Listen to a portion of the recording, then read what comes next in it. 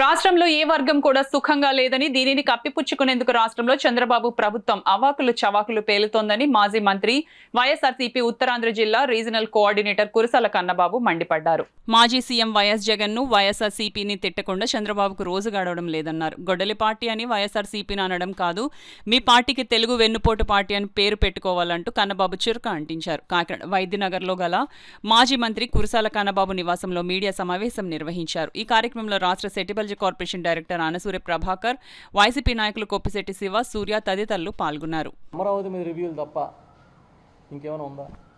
మీరు కనమంటే పిల్లల్ని కనాలి, మీరు వద్దంటే మానేయాలి.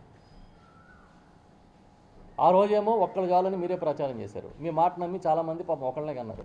ఇప్పుడు నలుగురిని కనమంటున్నారు, ఇన్సెంటివ్ ఇస్తానంటున్నారు. మీరు ఏం చెప్తే అది రైట్.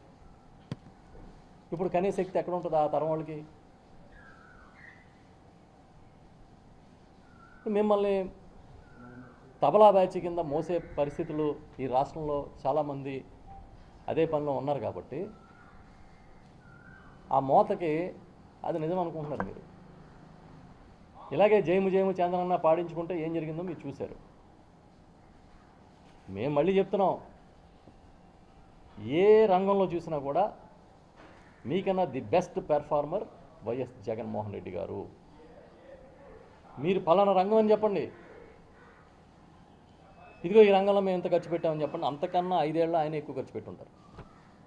ఒక విద్య, ఒక వైద్యం, ఎనీ ఆ రోజేమో పెట్రోల్ రేట్లు ఎక్కువ ఉంటాయంటే జే ట్యాక్స్ అంట. లోకేష్ గారి పాపం చాలా చాలా ఊరు తిరిగి మాట్లాడారు ఆయన. ఇవాళ దేశం మొత్తం మీద మందే పెట్రోల్ ట్యాక్స్ ఎక్కువ ఉంది కదా, మిమ్మల్ని ఏ ట్యాక్స్ అనాలి?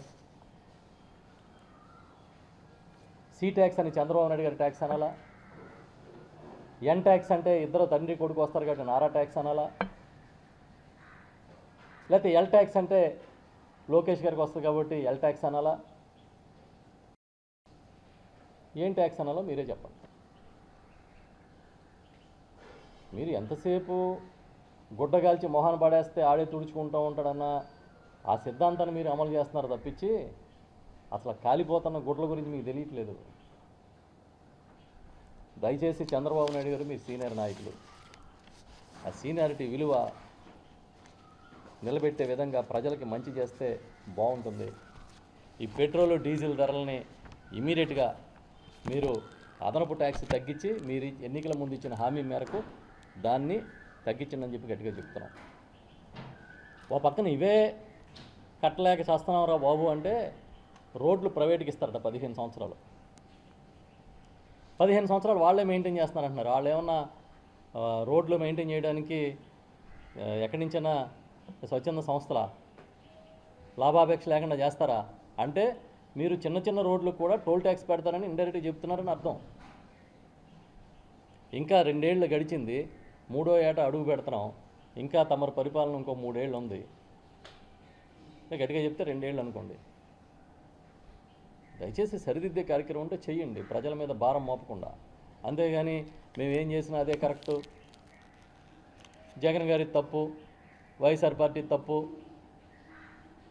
అనుకుంటూ ప్రచారం చేస్తే మీ పత్రికలో రాసుకుని మీరు ఆనందపడ్డాను తప్ప జనం మైండ్స్లోకి అదేమి ఏ విధంగా వెళ్తుందో చూసుకోండి.